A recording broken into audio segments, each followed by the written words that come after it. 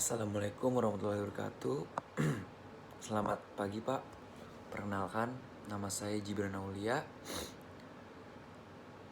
Video ini bertujuan untuk memenuhi mata kuliah Hukum Perdata Internasional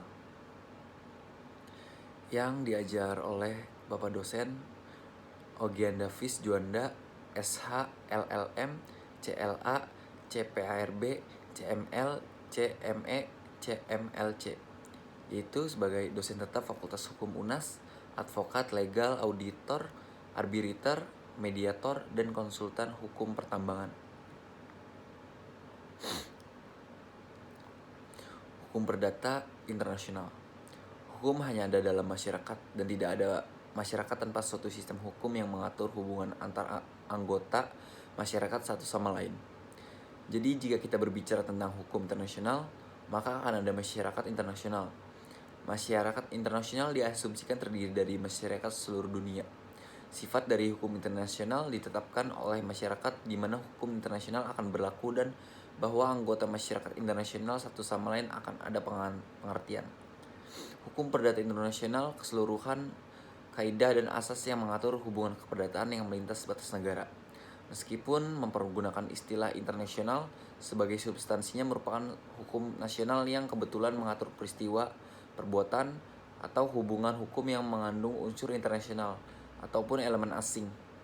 Menyangkut pengertian hukum perdata internasional, terdapat dua macam aliran, yaitu yang pertama, internasionalitas, yakini harus ada hukum perdata yang berlaku di seluruh dunia atau beberapa negara. Yang kedua, ada nasionalitas, yakini di setiap negara mempunyai hukum perdata internasional masing-masing. Artinya setiap negara mempunyai peraturan masing-masing terhadap perbuatan perdata yang mengandung unsur asing. Atau dapat dikatakan bahwa hukum perdata internasional adalah hukum yang mengatur hubungan hukum keperdataan antara pelaku hukum yang masing-masing tunduk pada hukum perdata nasional yang berbeda. Sedangkan hukum perdata internasional atau hukum publik adalah keseluruhan kaidah dan asas yang mengatur hubungan atau persoalan yang melintas batas negara yang bukan bersifat perdata. Pembedaan yang demikian itu dirasakan lebih tepat daripada berdasarkan pelakunya. Sebab kalau dikaitkan subjek, lalu dikatakan bahwa hukum internasional mengatur hubungan antar negara, sedangkan hukum perdata internasional mengatur hubungan orang perorangan. Namun dalam satu kondisi tertentu, suatu negara atau badan hukum publik juga bisa melakukan hubungan keperdataan. Sumber-sumber hukum perdata internasional, yang pertama undang-undang, yang kedua traktat atau perjanjian, tiga asas hukum umum, yang keempat hukum kebiasaan, yang kelima jurisprudensi nasional maupun internasional, yang keenam doktrin hukum atau ajaran hukum umum.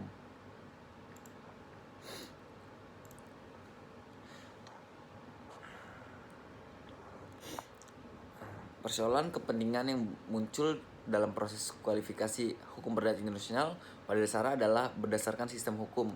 Apa kualifikasi dalam suatu perkara hukum perdata internasional harusnya dilakukan. Dalam rangka menemukan jawaban yang dianggap paling baik atas pertanyaan tersebut, maka muncul berbagai teori kualifikasi hukum perdata internasional.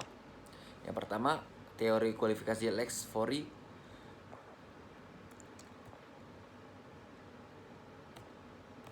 Yang kedua, teori kualifikasi Lex Causae.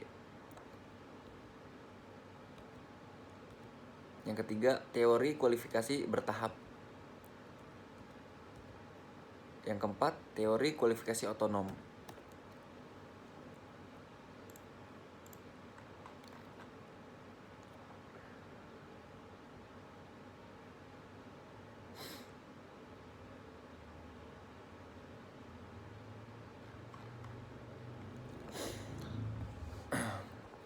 Perbedaan hukum publik internasional dan hukum perdata internasional adalah: yang pertama, perbedaannya terletak pada sifat hubungan hukum yang diatur. Dalam hukum perdata internasional, maka hubungan hukum yang diatur adalah hubungan hukum perdata, dan dalam hubungan perdata tersebut akan permasalahan tentang hukum apa yang dipilih oleh para pihak yang mengatur hubungan hukum tersebut.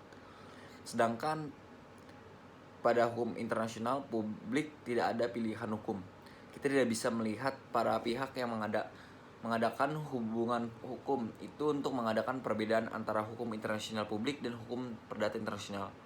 Misalkan pada perdata internasional, maka pihak yang mengadakan hubungan hukum itu adalah perorangan, sedangkan pada hukum internasional, publik pihak yang mengadakan hubungan itu antara negara dan negara. Dalam kenyataannya, ada hubungan perdata yang dibuat oleh negara dengan badan hukum suatu negara. Misalkan kontrak yang dibuat oleh pemerintah Indonesia dengan Siemens atau suatu hukum badan hukum Jerman untuk pembelian alat-alat komunikasi. Hubungan hukum itu merupakan hubungan hukum perdata walaupun dibuat oleh salah satu pihaknya adalah negara. Walaupun kadang sukar untuk mengadakan perbedaan antara keduanya, namun perbedaan antara hukum internasional publik dengan hukum perdata internasional merupakan hal yang dapat diterima secara umum.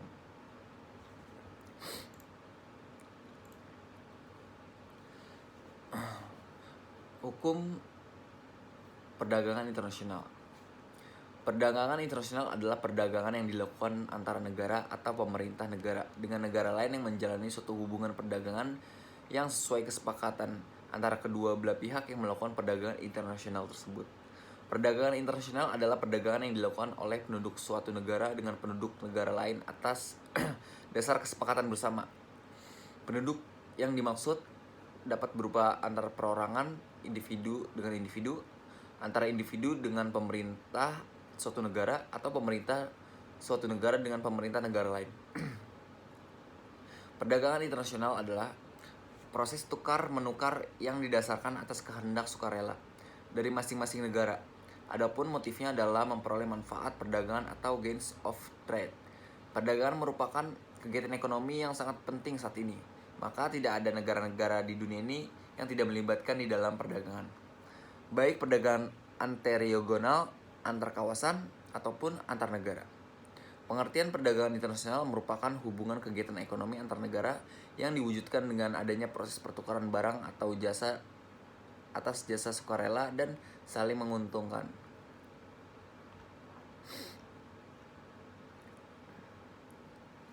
Dalam kegiatan perdagangan internasional dikenal istilah kontrak dagang. Pembuatan kontrak dagang internasional ini didapat pada asas-asas hukum. Dengan demikian, maka kegiatan ekspor dan impor suatu negara bisa berjalan dengan tertib tanpa ada pihak yang dirugikan. Aturan pembuatan kontrak dagang ini juga ada dalam hukum dagang internasional. Selanjutnya, perlu diketahui asas-asas dalam kontrak dagang, khususnya untuk melindungi hak dan kewajiban baik penjual maupun pembeli. Yang pertama, asas kebebasan berkontrak. Yang kedua, pengakuan atas kebiasaan serta praktik perdagangan antara negara perdagangan internasional. Yang ketiga, asas iktikat baik serta transaksi yang jujur. Yang keempat, asas bisa dibatalkannya kontrak saat terjadi kesenjangan yang lebar antara hak serta kewajiban pihak-pihak yang ada dalam kontrak. Tujuan dari hukum perdagangan internasional, setiap hukum atau aturan dibuat untuk tujuan tertentu. Begitupun pula dengan hukum perdagangan internasional. Aturan ini dibuat dengan tujuan yang pertama, perlindungan kegiatan perdagangan yang menjadi satu-satunya cara membangun ekonomi suatu negara. Yang kedua, mencapai perdagangan internasional yang stabil. Yang ketiga, menghindari kebijakan dan praktik perdagangan internasional merugikan negara lainnya. Yang keempat, meningkatkan volume perdagangan dunia. Yang kelima, menciptakan perdagangan yang menguntungkan bagi pembangunan ekonomi setiap negara. Yang keenam, meningkatkan standar hidup manusia. Yang ketujuh, memberikan lebih banyak peluang lapangan kerja. Yang kedelapan, mengembangkan sistem dagang multilateral yang menciptakan kebijakan perdagangan yang adil dan terbuka bagi sebuah negara. Yang kesembilan, meningkatkan manfaat dan pemakaian sumber kekayaan dunia sehingga bisa meningkatkan transaksi jual beli.